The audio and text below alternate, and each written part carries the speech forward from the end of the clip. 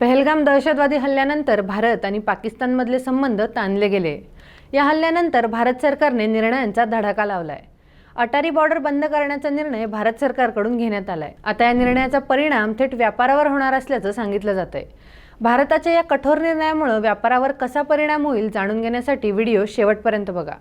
Times of इंडियाच्या वृत्तानुसार Attari border हा सध्या दोन्ही देशांना जोडणारा एकमेव रस्ता मार्ग आहे।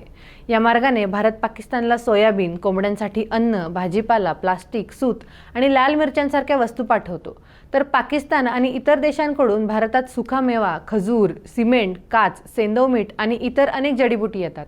अटारी बॉर्डर अमृतसरपासून फक्त 28 किलोमीटर अंतरावर आहे। हे पोर्ट 120 एकर परिसरात पसरलेलं आहे। हा भाग थेट राष्ट्रीय राजमार्ग 1 ला जोडला जातो। अटारी चेकपोस्ट हा फक्त भारत आणि पाकिस्तानसाठीच नाही तर अफगाणिस्तानमधून सामान आयात करण्याचा देखील एक मार्ग आहे। अटारी वाघा बॉर्डर कॉरिडॉरमध्ये प्रत्येक वर्षी व्यापार होतो आणि अनेक यात्रेकरू ये-जा करतात। 2023-24 मध्ये या पोर्टमधून 6871 वाहनं गेली होती, तर 71,563 नागरिक याच मार्गाने गेले होते। या दरम्यान एकूण 3,886.53 कोटी रुपयांचा व्यापार झाला होता। आता हा पोर्ट बंद झाल्यानं याचा थेट परिणाम सीमापलीकडच्या व्यापाऱ्यांवर होणार आहे। पाकिस्तान अगोदरच आर्थिक संकटांचा सामना करतोय, त्यात भारताच्या या निर्णयामुळे पाकिस्तान समोरील अडचणी आणखीन वाढणार आहे।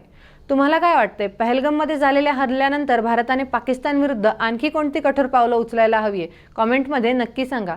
आणि अशाच माहितीसाठी आपल्या ऑन मीडियाच्या पेजला फॉलो करा, तसेच आपल्या YouTube चॅनलला सबस्क्राइब करायला विसरू नका।